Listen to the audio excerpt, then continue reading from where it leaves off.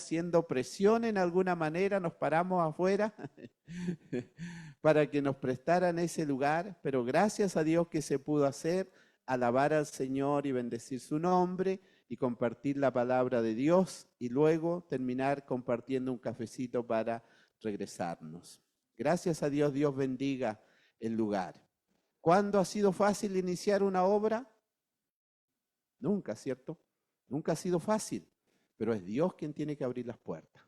Y si Dios las abre, no hay nadie que las cierre. Y cuando su pueblo se reúne y clama al Señor, Dios siempre va a traer respuesta. Y la palabra de Dios correrá para que el nombre de nuestro Dios sea glorificado. Porque en todo el nombre de nuestro Señor debe ser glorificado. Amén. Glorificado en nuestra vida, en nuestro diario vivir, en todo lo que hacemos, aún en todas las actividades que se pueda mover la iglesia, Dios tiene que ser glorificado. Amén. Así tiene que vivir y tiene que ser nuestro pensamiento. No solo centrado en nuestras necesidades o en nuestros deseos, o cómo usted se siente, porque a veces no se siente tal vez tan bien. A veces tal vez no tiene deseo de venir a la iglesia y tal vez eso le pasa a usted y a mí en algún momento. Pero usted desde el día que Dios llamó a su vida, usted está para glorificar a Dios, para honrar y bendecir el nombre de nuestro buen Dios. Y toda preocupación debemos dejarlo a las plantas de nuestro Dios. ¿Cuántos dicen amén?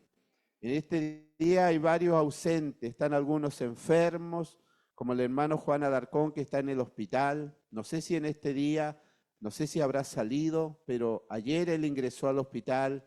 Todo el tema de la quimio, le vino ahí toda una complicación, ya, pero damos gracias a Dios porque Dios le ha sostenido hasta el día de hoy. De 12 quimios iba en la mitad, en la sexta, y no había tenido ninguna complicación hasta ahora, nada, ni una molestia.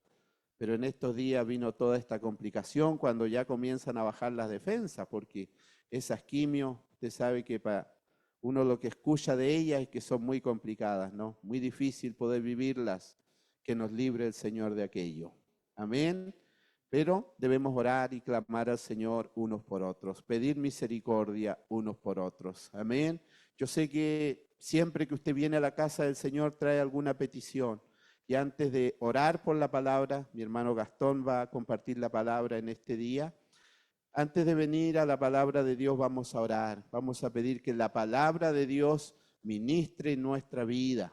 Y usted le va a decir, Señor, háblame por tu palabra. Renueva mi fuerza, Señor, por tu palabra en este día, porque su palabra es espíritu y es vida, hermano.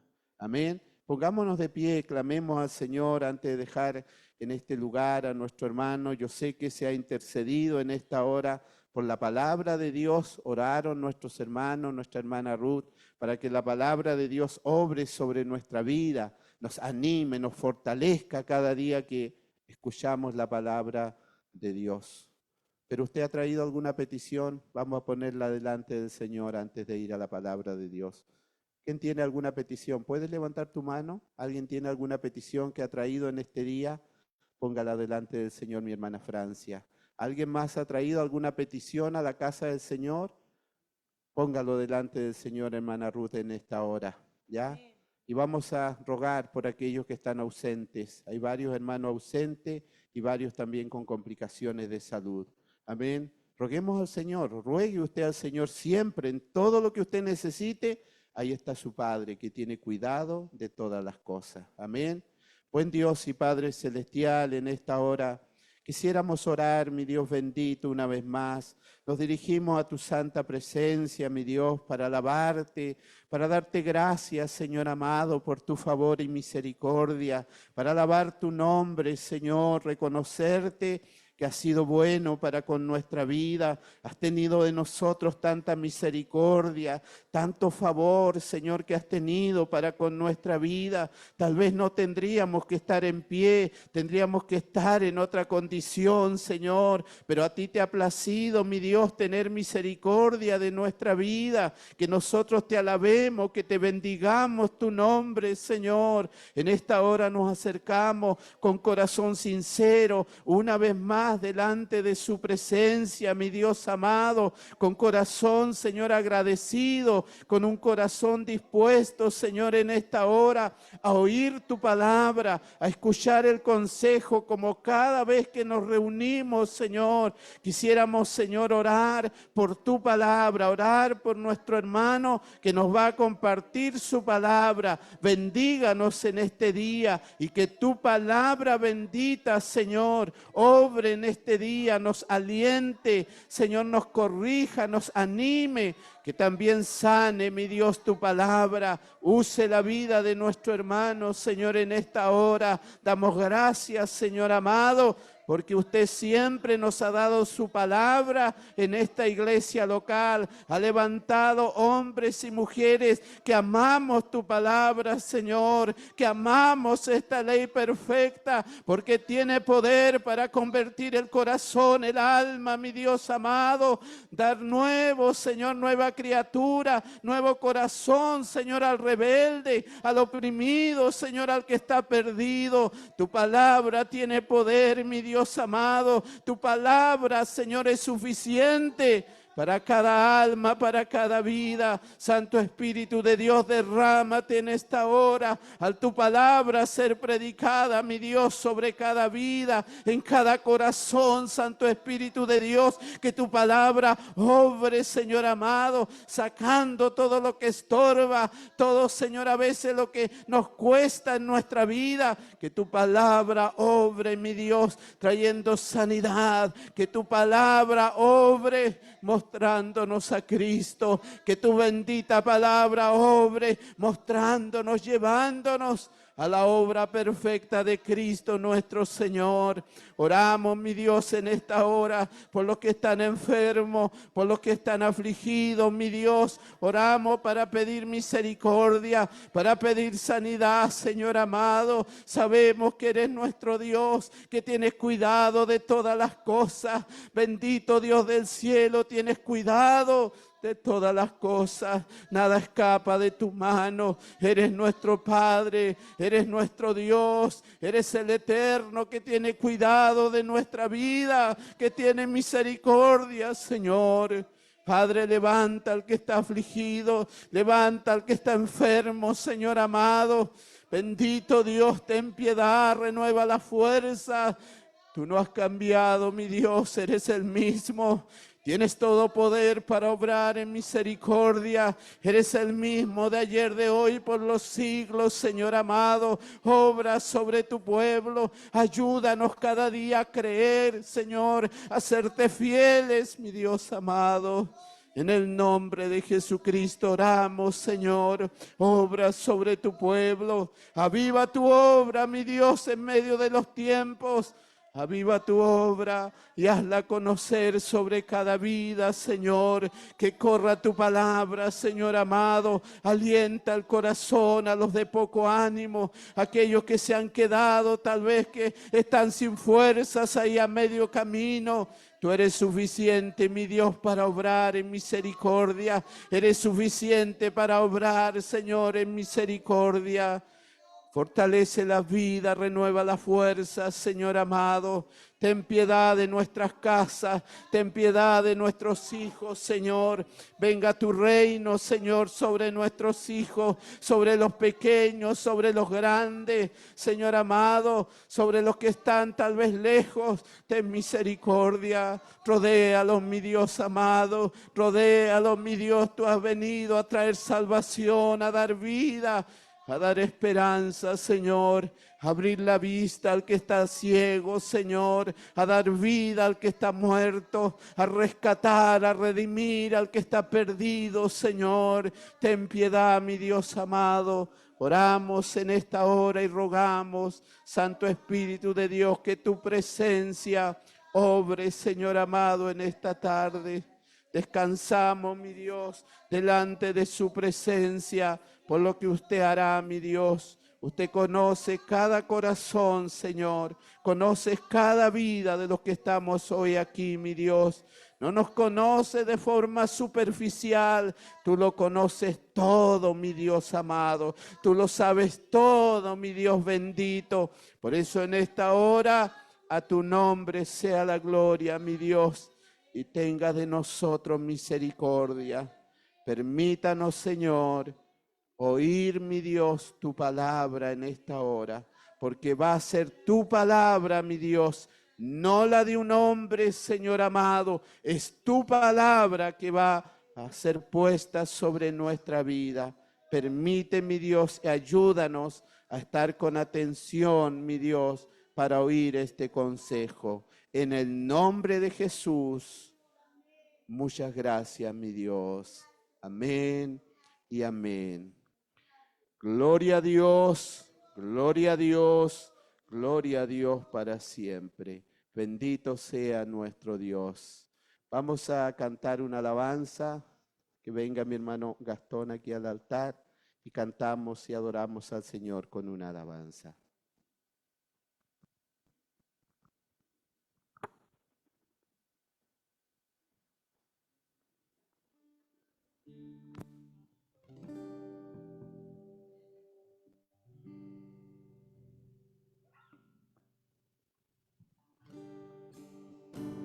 El esplendor de un rey, cuán grande nuestro Dios, adoramos su nombre.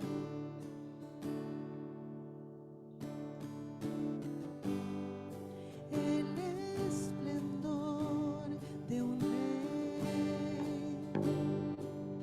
vestido en majestad, la tierra alegre está, la tierra alegre está. Cubierto está de luz, venció la oscuridad y tiembla su voz, y tiembla su voz. Cuán grande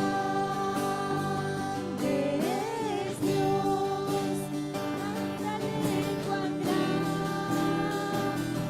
es Dios, todos lo verán. Cuán grande es Dios, día a día, Él está, y el tiempo está en Él, principio y el fin, principio y el fin, la Trinidad en Dios, el Padre, Hijo, Espíritu, Cordero y el león, Cordero y el león. Cuán grande es Dios, cántale cuán grande es Dios, y todos lo verán. Cuán grande es Dios,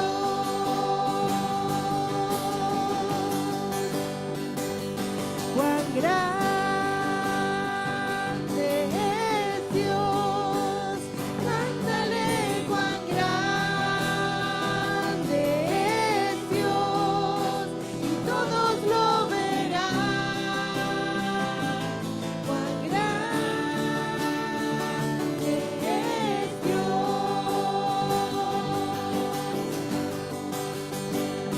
tu nombre sobre todo es, tú eres digno de alabar, y mi ser dirá cuán grande es Dios. Mi corazón entona la canción. Cuán grande es Él, cuán grande es Él. Mi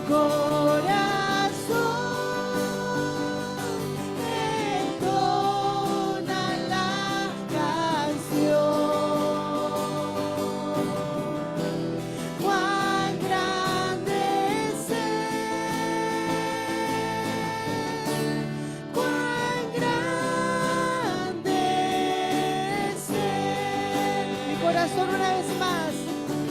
Mi corazón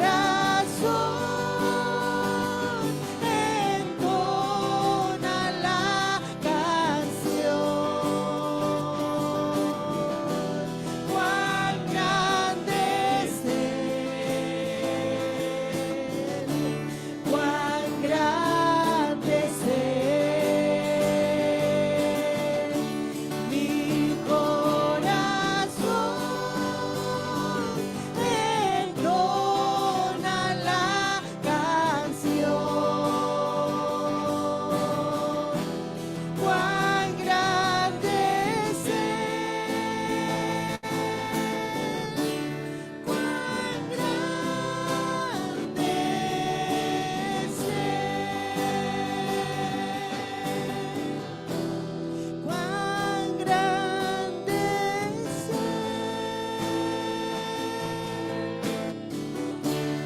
cuán grande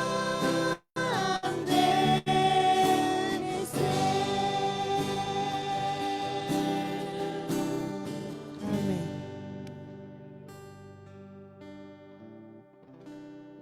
Amén, ¿me escuchan? Que el Señor les bendiga, hermanos queridos. Tomen su asiento un momento. Dios bendiga sus vidas grandemente. Me alegro poder compartir con ustedes en este día. Un día precioso. Este es el día que ha hecho el Señor. Incluso cuando llueve y cuando hay frío, pero es el día que ha hecho el Señor. Y este día no porque haya sol, bueno, ahora ya está un poco helado otra vez, pero sigue siendo el día que Dios ha creado y es maravilloso. Me gusta lo que la Biblia dice al respecto. Dice, nos gozaremos y nos alegraremos en Él. ¿Por qué? Porque este Dios que cantábamos recién, este, cuando decíamos, mi corazón entona la canción, cuán grande es Dios. Bueno, ese Dios es el que ha creado este día precioso. Así que me alegro también de haber compartido con mis hermanos ayer en Kemchi, una larga, ¿cómo se dice esto? Bueno, un largo viaje, era otra palabra que tenía en mente, pero un largo viaje para llegar allá, pero con mi hermana Fresia, que no sé dónde la vi por allá está, pero se nos hizo muy corto, nos fuimos relajados totalmente, conversando para allá, así que llegamos una hora antes, pero fuimos a ayudar a invitar ahí, así que fue un buen tiempo. Bueno, y hoy día el Señor me ha permitido poder estar también temprano en Quellón, compartiendo allá la palabra del Señor y ahora aquí nuevamente con ustedes. Así que Dios es bueno, hermanos queridos. Mis hijos querían venir, pero uno de ellos está un poco enfermo, entonces no están en condiciones todavía como para venir. Y aparte que como iba a predicar, dejar los dos porque mi esposa se iba a quedar sí o sí, pero los dos chicos estaba difícil. Bueno, vamos a pasar a la palabra, hermanos. Isaías capítulo 6 es una de las predicaciones que he compartido en Quellón. Quiero compartirla también con ustedes acá. Dios, así como mis hermanos están con la ayuda del Señor trabajando ahí ¿cómo se llama ese lugar, hermano Carlito? Yuco. También el Señor me ha enviado para Quellón, no solo a Huentemo también estoy yendo, pero ahora se ha añadido también Quellón. Entonces, hay altos y hay bajos. Hay ocasiones en que he predicado y se han reunido, qué sé yo, 20, 30 personas. Otras ocasiones han sido menos. La semana pasada fueron unas 10 personas. Por ahí uno hasta me quería quitar el micrófono. Hoy día fue uno. En el camino encontré otro. Entonces, como decía el pastor Hernán Vilches ayer, esto requiere mucho trabajo. Hay que trabajar la tierra, hay que cultivar, hay que moverla, sembrar y después al tiempo recién viene la cosecha, ¿cierto? Viene el fruto. Así es que Dios nos dé fuerza y aliento a todos para seguir compartiendo la palabra del Señor. Bueno, quiero compartir con ustedes este pasaje bíblico, Isaías capítulo 6, los versos 1 al verso 8.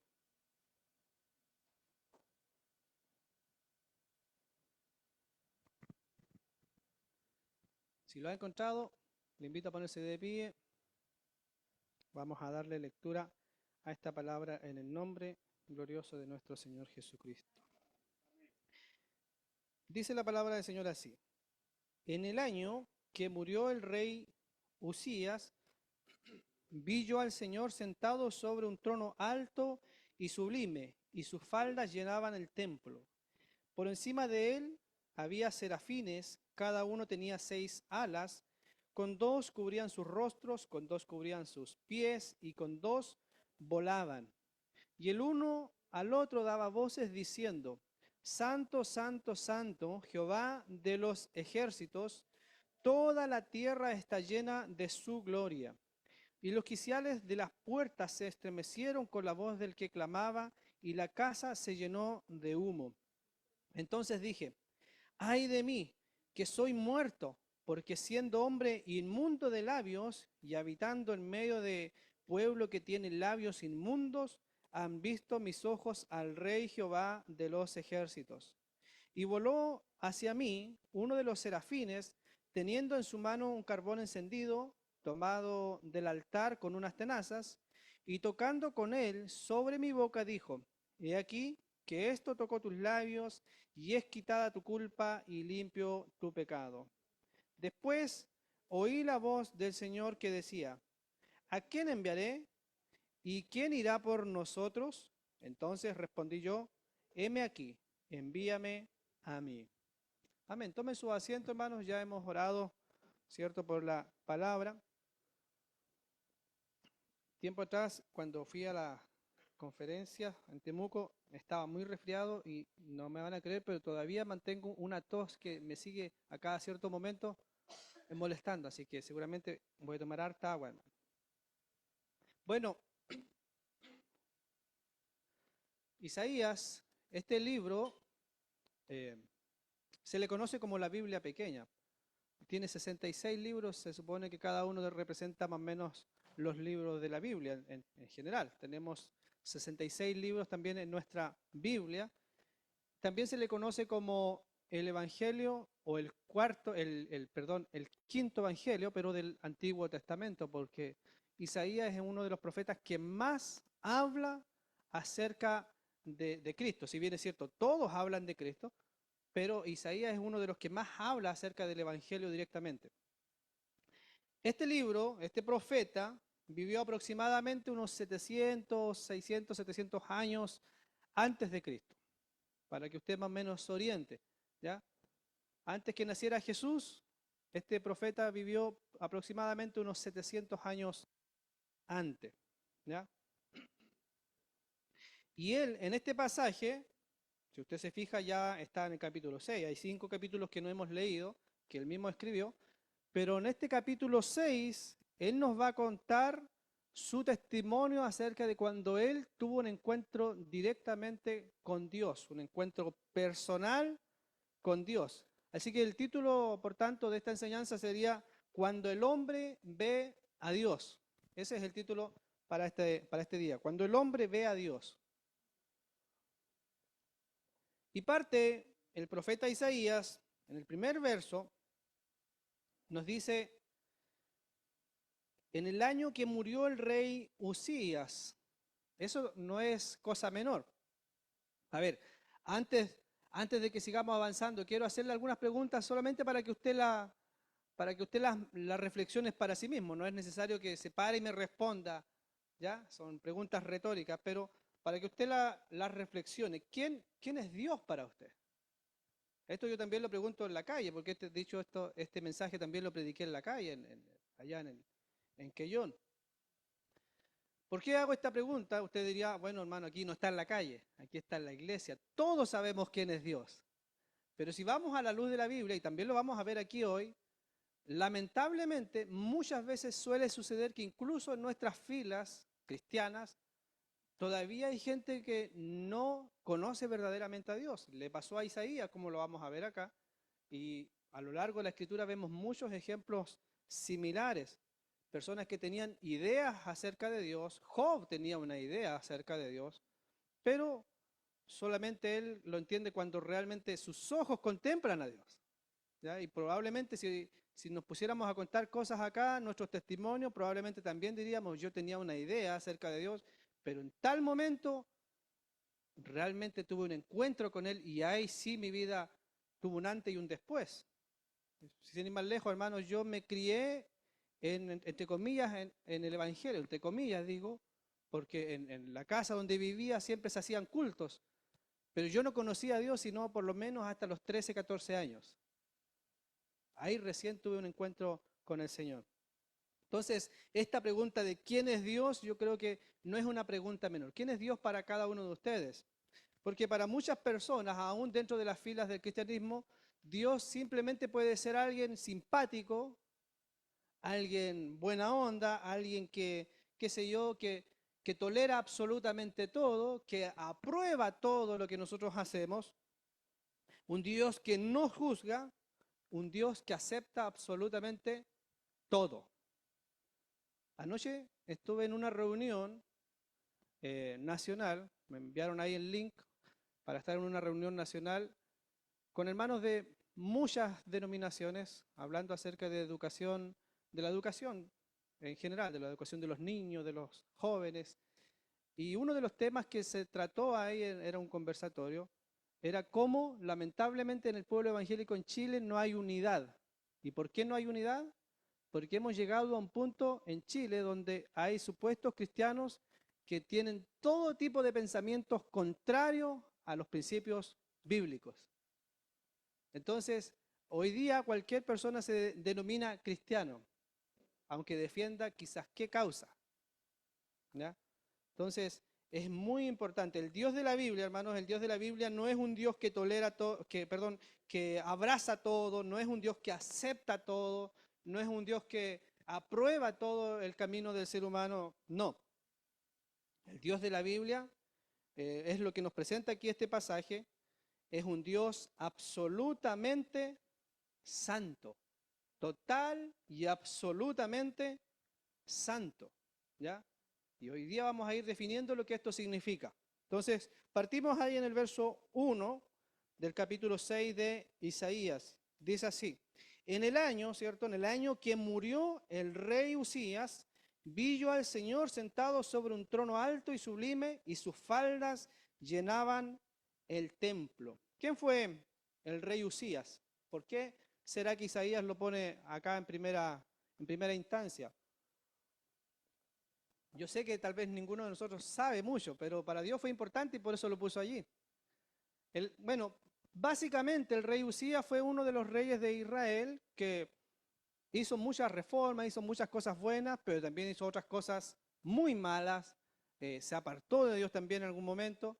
Y finalmente, como todo hombre, como toda mujer, acabó en una tumba, como todos los seres humanos, ¿ya? La muerte lo alcanzó, pero él humanamente, fue un poderoso rey, una persona, un gobernante con muchos aciertos, pero que tuvo un fin. Entonces, cuando Isaías nos dice, y nos dice acá que el año que murió el rey Usías, ¿sabe por qué lo dice de esa manera? Porque antiguamente los años no se medían como hoy. Nosotros hablamos de, por ejemplo, 2026 después de Cristo, o nosotros también decimos antes de Cristo y después de Cristo. Pero en la época de Isaías los años no se medían así. En la época de Isaías se medían los años con las personas más importantes de la época. Entonces, por ahí, si Usías era un rey importante, para que más o menos la gente después leyera los documentos en el futuro y supieran en qué época se habían escrito esos documentos, decían, en el año de Usías, o en el año, qué sé yo, de este otro Nabucodonosor, ¿ya? Se daban los nombres de los personajes más importantes de las épocas para poder definir en qué momento de la historia había ocurrido aquel suceso. Entonces, por eso Isaías dice, en el año que muere este rey, que murió el rey Usías, ¿qué pasó con él? Dice, vi yo al Señor sentado sobre un trono alto y sublime. Y aquí partimos de inmediato con un fuerte contraste. ¿Por qué contraste? Porque Isaías nos está mostrando que él finalmente era una persona igual que cada uno de nosotros. Nosotros muchas veces tendemos a poner nuestra mirada en los hombres, en los gobiernos. ¿No le ha pasado a usted? ahora mismo hemos tenido un cambio muy drástico de gobernanza en nuestro país. Y podríamos estar de acuerdo o en contra del gobierno anterior, o lo mismo ahora con este gobierno, pero sí o sí, muchas veces se ha puesto la mirada por ejemplo, en la política o en quién están gobernando. O dentro de la iglesia también se puede poner muchas veces la mirada en el obispo, en el pastor, en, qué sé yo, los ancianos, en las personas que están liderando. Pero ¿sabe qué? Todos y cada una de las personas, no importa que sea el rey más grande en este mundo, le va a ocurrir lo mismo que le ocurrió al rey Usías. No importa qué tan poderoso llegue a ser en este mundo, en esta tierra, pero le va a ocurrir, el fin será el mismo que le ocurrió al rey Usías. Murió. Murió. Y todos nosotros vamos a morir. Yo siempre digo esto en la calle para darle un poco de realidad, digamos, a las personas, porque la verdad es que todos vamos a morir, hermanos. Yo estoy aquí predicando de pie delante de ustedes, pero dentro de unos, qué sé yo, 70, 80 años no voy a estar. No voy a estar acá. Voy a estar en la eternidad. Vamos a estar muertos, hermanos. Muy probable que la gran mayoría de aquí dentro de 100 años no vamos a estar ninguno. Todos vamos a estar como Usías. Pero ¿por qué este detalle es importante? Porque Isaías, él está con sus ojos como en dos direcciones. Primero, mira hacia al frente de él o abajo, digamos, y él ve que este rey poderoso ha muerto. Y tal vez toda la sociedad o todo su entorno como que dice, este rey que hizo grandes cosas, que estábamos bien con él, que teníamos nuestra esperanza en él, ha muerto. Y ahora, ¿qué nos depara en el futuro si nuestro rey ha muerto? ¿Qué va a suceder con nuestra nación si el rey, este rey poderoso, este rey magnífico, ha muerto? ¿Qué ha de suceder con nosotros? Pero luego, Isaías levanta su mirada y sorpresa lo que ve en el cielo. Dice, y vi yo al Señor sentado sobre un trono alto y sublime. ¿Sabe lo que esto significa? Los reinos en este mundo, los gobernantes en este mundo, todos, absolutamente todos, pasarán. Los misioneros pasaremos. Los pastores pasarán, los evangelistas pasarán, las iglesias pasarán. Todos pasaremos, todos acabaremos. Los gobiernos, los dominios, los imperios, todos. El imperio romano fue un gigantesco imperio. ¿Dónde está? Pasó. El imperio persa, el imperio babilónico, todos estos imperios pasaron, fueron grandes en su tiempo, pero acabaron. Solamente hay registros escritos de ellos. Pero el reino del Señor, el trono del Señor, el dominio del Señor, el gobierno del Señor es eterno y permanece para siempre. Y Isaías lo que se está dando cuenta es que su rey humano acaba de morir, pero el rey eterno está firme, fijo en su trono, gobernando como si nada, porque Él es eterno. Él permanece.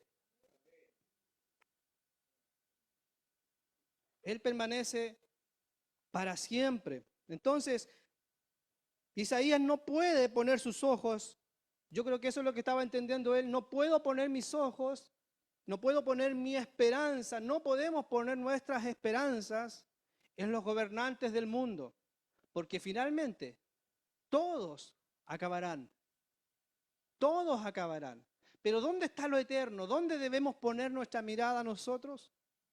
En Dios, en el alto y sublime, en aquel que está sentado sobre su trono, en aquel cuyas faldas llenan todo el templo, pero todo el templo eterno. Porque nosotros le llamamos templo a esto, pero esto finalmente es una construcción hecha por manos humanas. Pero el templo que está viendo Isaías es un templo eterno como su creador. Dijimos, esa solamente a modo de introducción, hermanos. Cuando el hombre ve a Dios, ¿qué fue lo que encontró Isaías aparte de darse cuenta que Dios seguía gobernando eternamente porque Él es eterno? ¿Qué más fue lo que él ve? Vamos a los versos 2 al verso 4. Dice, por encima de él, porque Isaías sigue viendo esta visión, sigue viendo al Señor ahí sentado en su trono, pero no es lo único que ve, sino que dice en el verso 2, por encima de él había serafines. ¿Qué es lo que son los serafines? Mire, en la Biblia hay distintos tipos de principados, gobernantes. En Efesios se nos habla de gobernantes de las tinieblas, pero no solamente aquellos. Hay principados santos, hay ángeles santos que sirven al Señor. Y hay categorías de ángeles. Algunos nombres que aparecen en la Biblia, por ejemplo, tenemos al ángel Gabriel, que aparece en el libro de Daniel, dándole mensajes a Daniel, y luego lo volvemos a ver en Lucas, dándole mensaje también a María. Tenemos también al arcángel Miguel, ya es un nombre distinto, una categoría distinta, ángeles, arcángeles, y aquí vemos serafines. ¿Y quiénes son los serafines? Todos estos ángeles, ninguno de ellos ha pecado. Todos estos ángeles son limpios.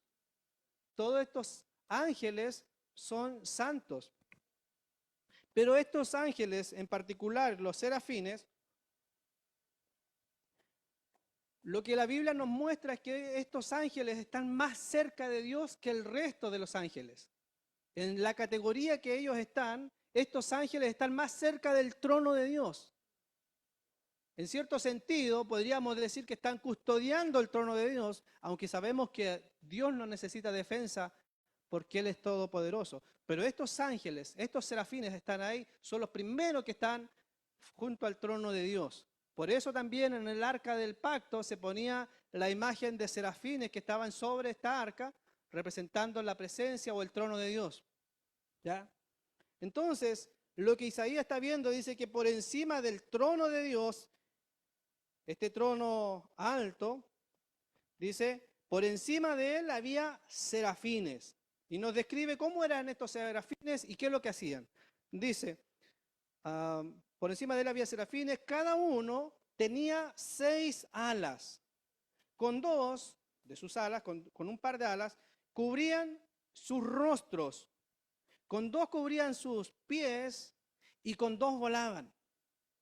Y el uno al otro daba voces diciendo, Santo, Santo, Santo, Jehová de los ejércitos, toda la tierra está llena de su gloria. Y el verso 4 nos dice, y los quiciales de las puertas se estremecieron con la voz del que clamaba, y la casa se llenó de humo.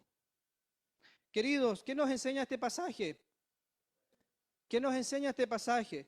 Dios es totalmente y absolutamente digno de toda nuestra reverencia, de todo nuestro respeto, porque estos serafines, estas criaturas celestiales, nos dice acá que tenían 6 alas. Dice que con 2 de estas alas, con un par de alas, cubrían sus rostros. Y uno podría decir, pero ¿por qué?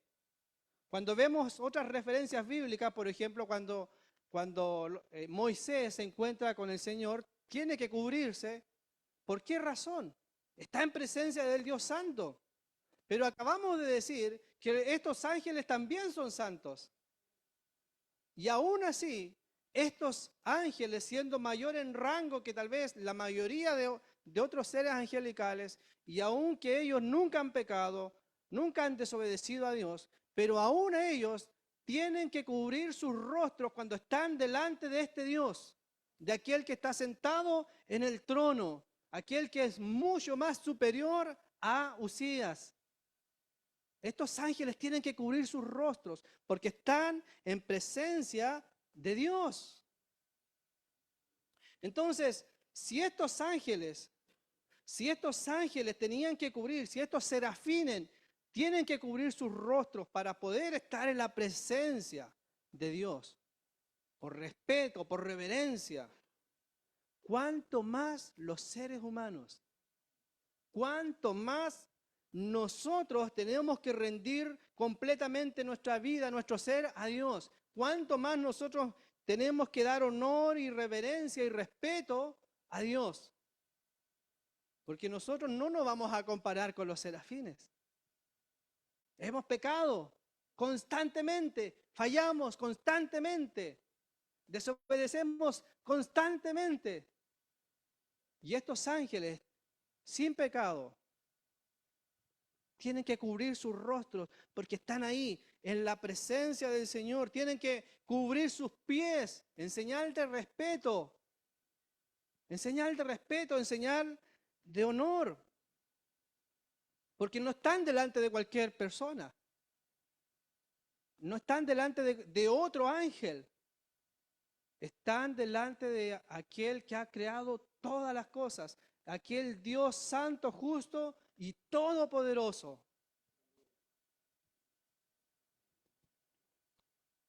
Esto debiera hacernos temblar, hermanos.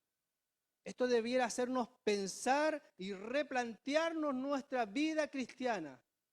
Solo eso, solo este texto, esos versículos, deberían a nosotros hacernos replantear cómo estoy viviendo mi vida delante de Dios.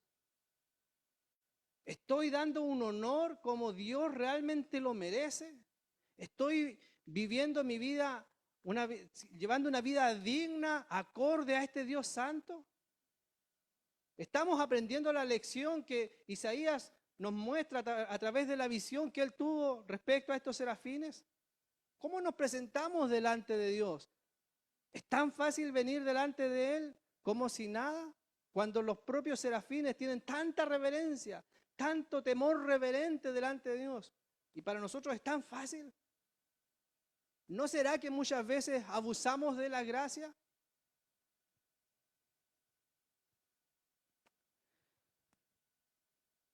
¿Qué más nos decía los versos 3 y 4?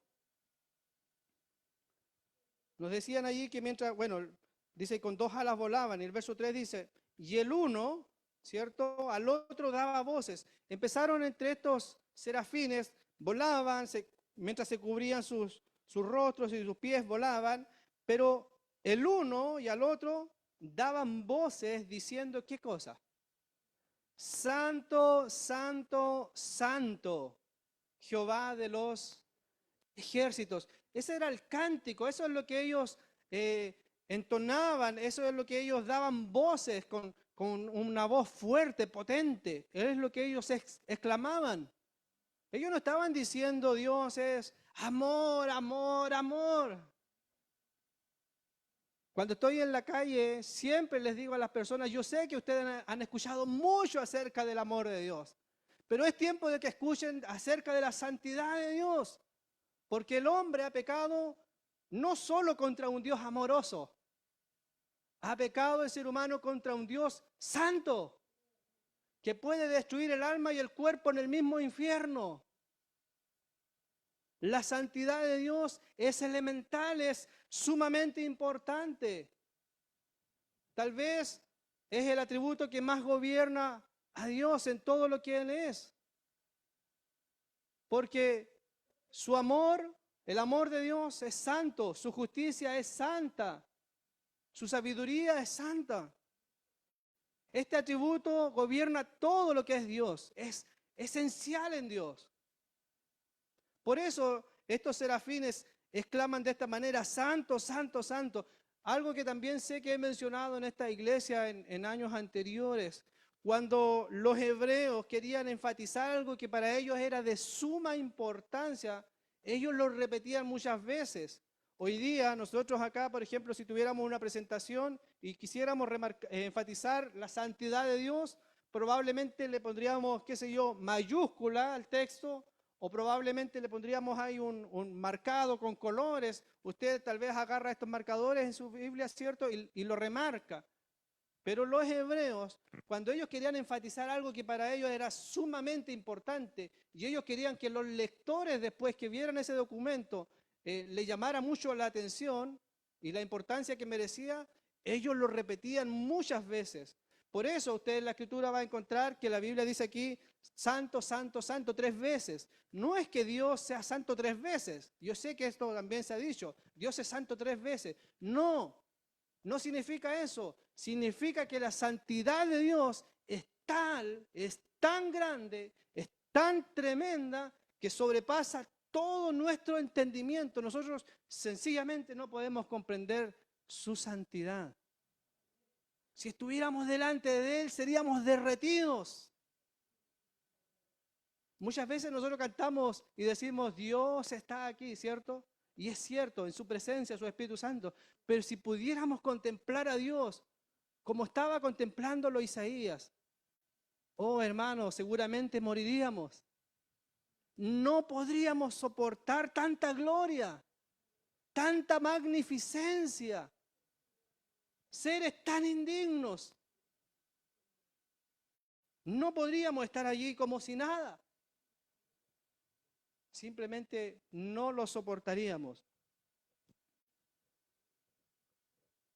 Los ángeles entonces proclamaban esto, la santidad de Dios.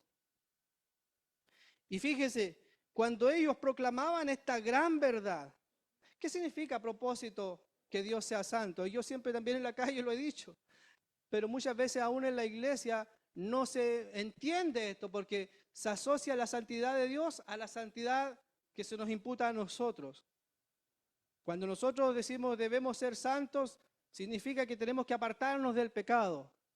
Pero cuando hablamos de la santidad de Dios, de que Dios es santo, lo que la Biblia entiende que Dios es santo, significa que Dios está por sobre su creación, que no hay nadie como Él. Es distinto a todo y es superior a todo. Dios no es como nosotros, solamente un poco más grande. No, es inigualable. Por eso que también acá en Isaías se dice, ¿a qué me han de comparar? Dice el Señor. ¿Habrá algo en lo que nosotros podamos comparar a Dios? No hay nada. Hermano, yo puedo compararme con otra persona. Si ustedes me ven a mí y tal vez ven a Axel, a mi hermano, van a decir, bueno, ellos son parecidos. Tal vez van a ver a un pariente suyo y van a decir, ah, se parecen. Si ponemos a los serafines, un ángel aquí y el otro allá, van a decir, bueno, son parecidos. Ponemos el ángel Gabriel y ponemos un serafín, vamos a decir, bueno, el ángel Gabriel seguramente tiene menos poder que el otro ángel, es superior. Pero no podemos hacer el mismo ejercicio con Dios, porque a Dios no lo podemos comparar con absolutamente nadie. No hay nadie que sea parecido a Dios. Él está por sobre toda su creación. Y eso significa que Dios es santo. Significa que Él es tan perfecto. Hoy día estuve predicando a Habacuc en Quellón. La Biblia dice allí en Habacuc que Dios es tan limpio de ojos que ni siquiera puede ver el agravio. Es tan perfecto, es tan puro, que en su santidad odia, aborrece el pecado, lo detesta. No hay absolutamente nada mal en él. Ese es Dios. Y cuando estos serafines estaban proclamando esta verdad, miren lo que sucede en el cielo. Dice, el uno al otro daba voces diciendo, Santo, Santo, Santo, Jehová de los ejércitos, toda la tierra está llena de su gloria. Y luego, cuando proclamaban esta verdad, el verso 4 nos dice lo siguiente, y los quiciales de las puertas en el cielo, ¿se entiende?, se estremecieron con la voz del que clamaba. Había uno de estos serafines que estaba proclamando a gran voz, y cuando él proclamaba que Dios es santo, el cielo se estremecía, el cielo temblaba. Hermano, eso es algo majestuoso, es algo maravilloso. Los quiciales y las puertas se estremecieron con la voz del que clamaba, y la casa se llenó de humo. El templo del cielo tiembla ante esta gran verdad. ¿Estamos temblando nosotros ante esta gran verdad? ¿Temblamos ante esta verdad tan terrible? El hecho de que Dios sea santo, queridos hermanos, es el problema más grande del hombre. Usted dirá, ¿pero por qué? Porque el ser humano no es santo como Dios. Dios no tolera el pecado. Pero vamos a avanzar. No me quiero salir del tema, del pasaje. Vamos al verso 5. Dice, mire lo que va a decir Isaías. Cuando él tiene esta visión, cuando él se enfrenta a esta visión, dice, entonces dije, ay de mí que soy muerto, porque siendo hombre inmundo de labios y habitando en medio de pueblo que tiene labios inmundos, han visto mis ojos al Rey Jehová de los ejércitos. Este rey no es como el rey que él había visto antes, el rey Usías. Ese ya está muerto, no se levanta más. Pero él dice, acabo de ver al Rey Jehová de los ejércitos, ¡ay de mí! ¿Qué sucede cuando el hombre ve a Dios como Él es? Cuando realmente se enfrenta a la realidad de Dios, lo que debiera ocurrir es lo que ocurre aquí con Isaías, lo que ocurrió con él. Él no está diciendo, bueno, Dios, tuve una visión y nos abrazamos y conversamos. No, él está diciendo, ay de mí. ¿Por qué razón? Porque soy muerto. Pero fíjese en este detalle. ¿Quién lo está diciendo? ¿Quién está diciendo aquello? ¿No es acaso un profeta? ¿Se fijó en ese detalle? Isaías, ¿acaso no es un profeta de Dios? Pero él ahora, siendo profeta, al tener esta visión, al tener este encuentro con el Señor, él se mira delante de este Dios santo y lo único que puede decir es, aterrado, ay de mí porque soy muerto. Aterrado, hermanos, delante de la santidad de Dios. ¿Y por qué soy muerto? Porque siendo hombre inmundo de labios, pero hermanos, era un profeta. Él hablaba el mensaje de Dios, él predicaba. Pero frente a la santidad de Dios, él dice, soy hombre inmundo de labios. ¿Qué lección debemos aprender aquí todos los cristianos y sobre todo los que predicamos la palabra? Porque no somos perfectos. Somos seres inmundos de labios. Si nos comparamos a la santidad de Dios.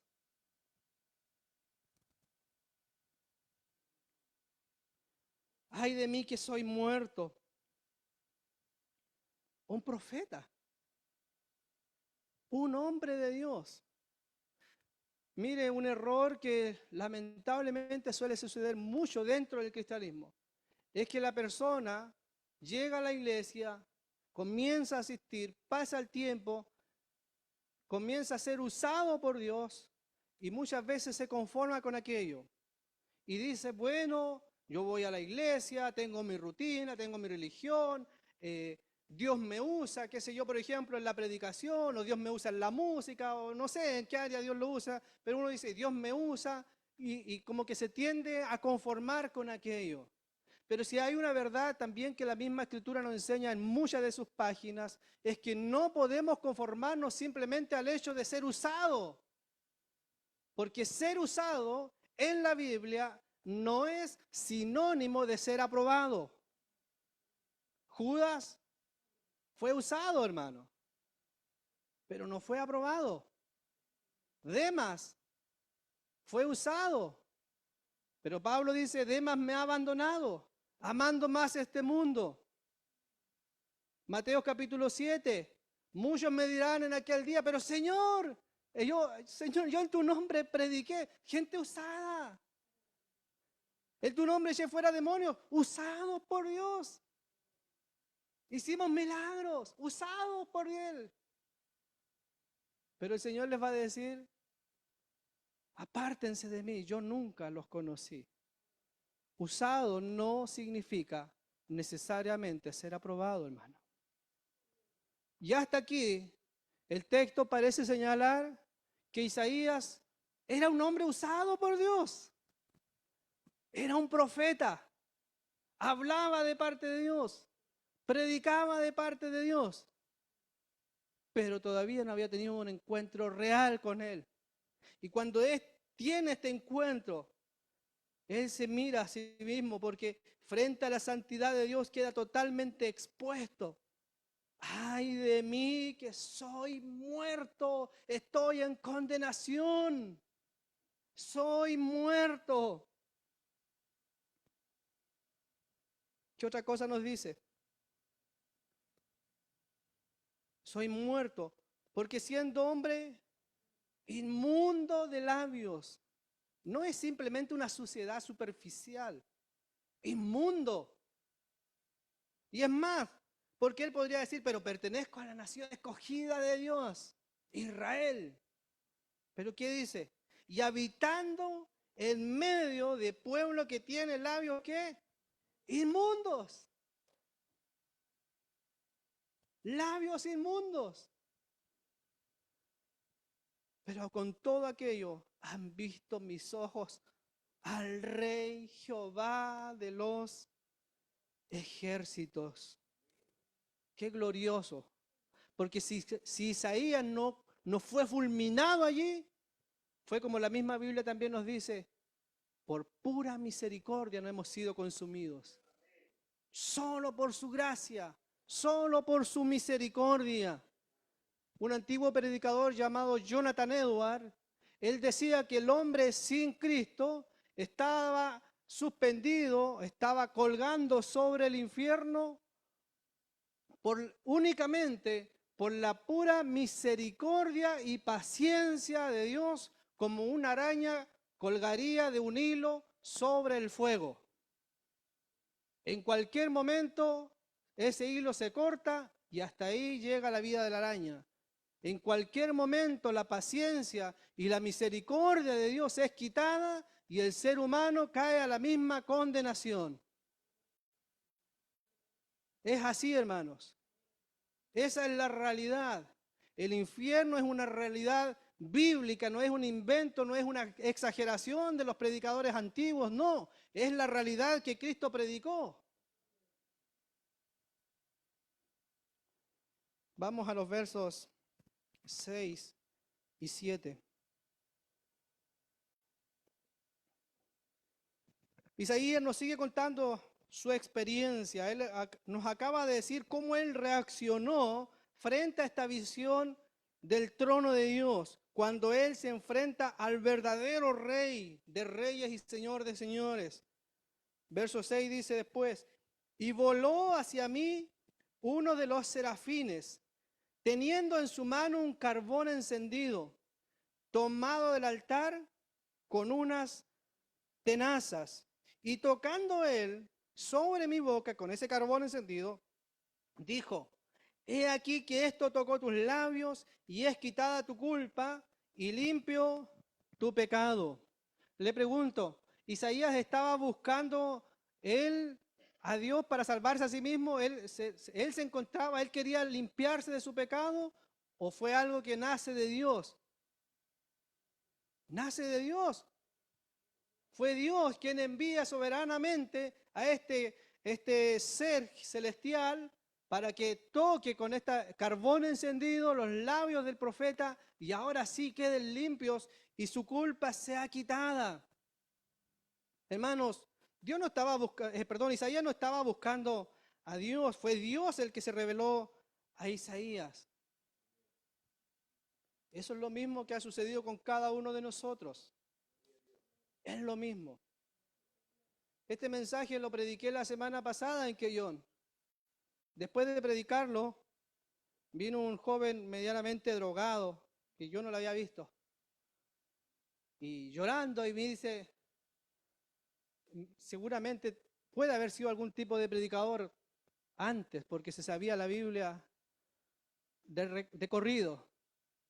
Y me cita Génesis, cuando Génesis dice, Adán, dice, tuve miedo porque en el huerto oí tu voz, tuve miedo y me escondí. Cuando ese joven me dijo esas palabras, sabe que me dio una tristeza por su condición.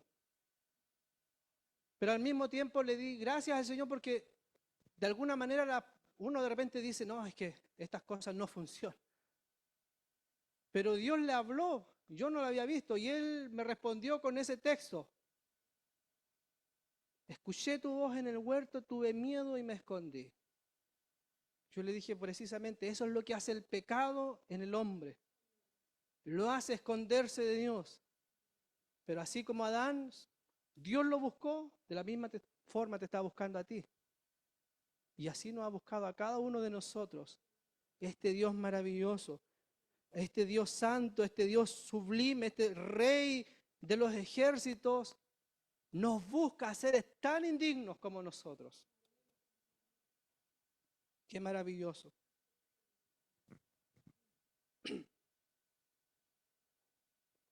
Hermanos, esto es una alusión, es un tipo de Cristo.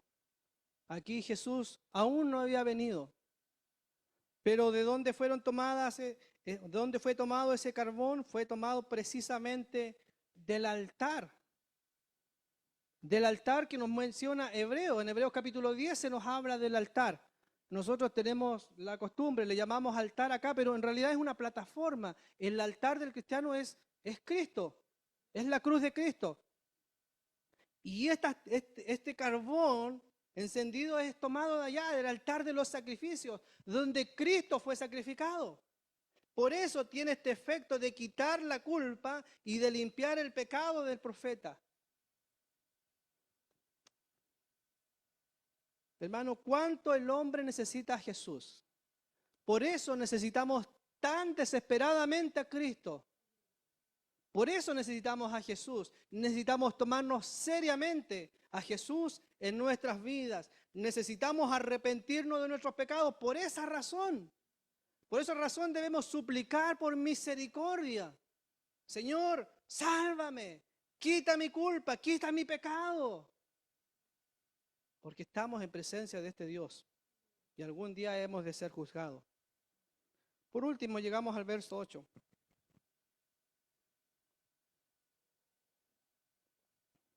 Esto no lo prediqué en la calle porque creo que es más para la iglesia. Pero muchas veces nosotros, los cristianos, no queremos hacer absolutamente nada. Somos quedados en todo. ¿Se ha fijado? Hay que andar empujando a la iglesia, hay que andar empujando a los hermanos.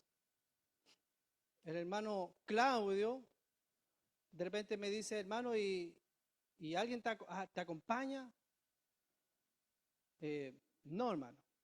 He estado orando al Señor para que Dios levante a alguien que me acompañe.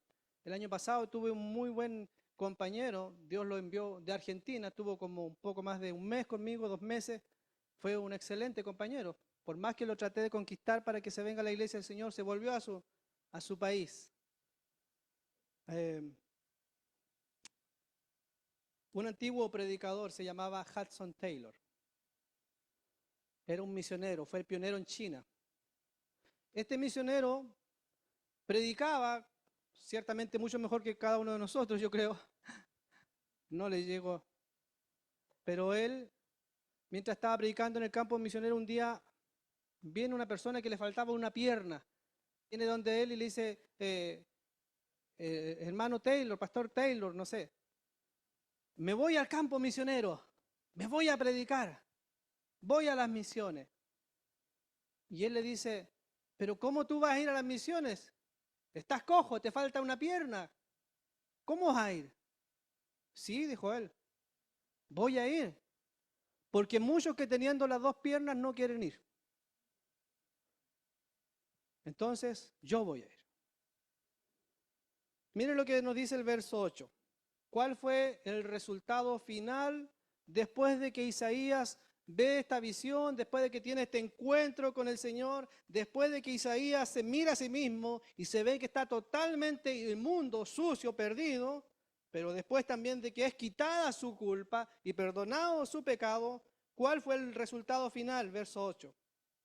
Después dice, oí la voz del Señor que decía lo siguiente. ¿A quién enviaré? ¿Y quién irá por nosotros? Isaías, Dios le abrió mucho más el oído y pudo escuchar el consejo divino hablando y diciendo, ¿a quién enviaré? ¿Quién irá por nosotros? Y él respondió lo siguiente, heme aquí, envíame a mí.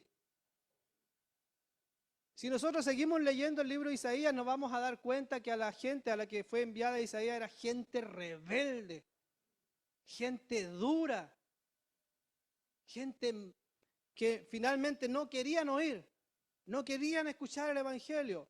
A Isaías, según la historia, lo mataron, hermanos, cortándolo con una sierra a lo largo en su cuerpo.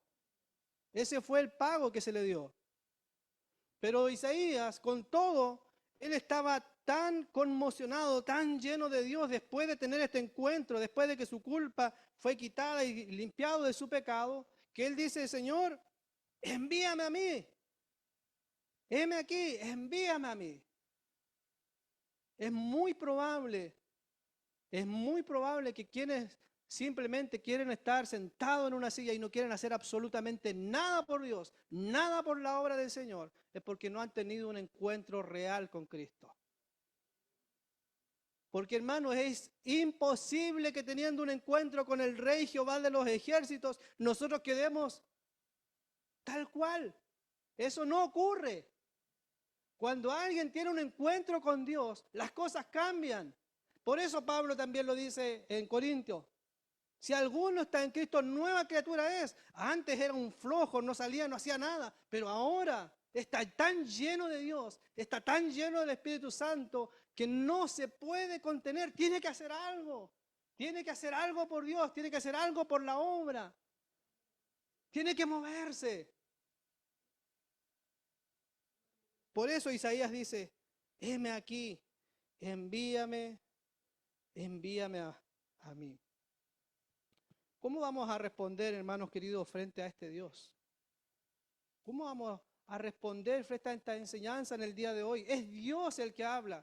Es la Biblia la que nos muestra que estamos delante de este Dios santo, todopoderoso. Su santidad es incomparable. Pero este mismo Dios santo ha enviado a su Hijo a morir por nosotros en una cruz. Su Hijo fue sepultado y resucitó al tercer día por cada uno de nosotros. ¿Cómo nosotros hemos de responder frente a tan y gran manifestación del amor de Dios? ¿Nos vamos a quedar quietos todavía mirando al hombre como estaba en un principio Isaías? Oh, el rey Usías. Oh, el evangelista. Oh, el predicador. Oh, mi pastor. ¿Y solamente mirando al hombre? No, hermanos, levantemos la mirada. Y comencemos a mirar al que es digno. Porque los hombres, cada uno de nosotros, vamos a pasar, vamos a morir, vamos a acabar como Usías en la tumba. Pero el Rey Jehová de los ejércitos permanece para siempre. Levantemos la mirada. Levantemos la mirada y comencemos a trabajar para el Señor. Y si el Señor nos dice, ¿a quién enviaré? Respondamos igual que Isaías. Heme aquí, Señor, envíame a mí. Si he de morir, bueno, que valga la pena. Voy a morir. Voy a morir. Póngase de pie. Oremos al Señor. Los cristianos sabemos, hermanos, yo siempre lo digo en la calle, nosotros no podemos limpiarnos solos, necesitamos a Cristo. Usted lo sabe como cristiano, no puede limpiarse solo, necesita a Jesús. No podemos arreglar nuestra vida por nosotros mismos, necesitamos a Cristo.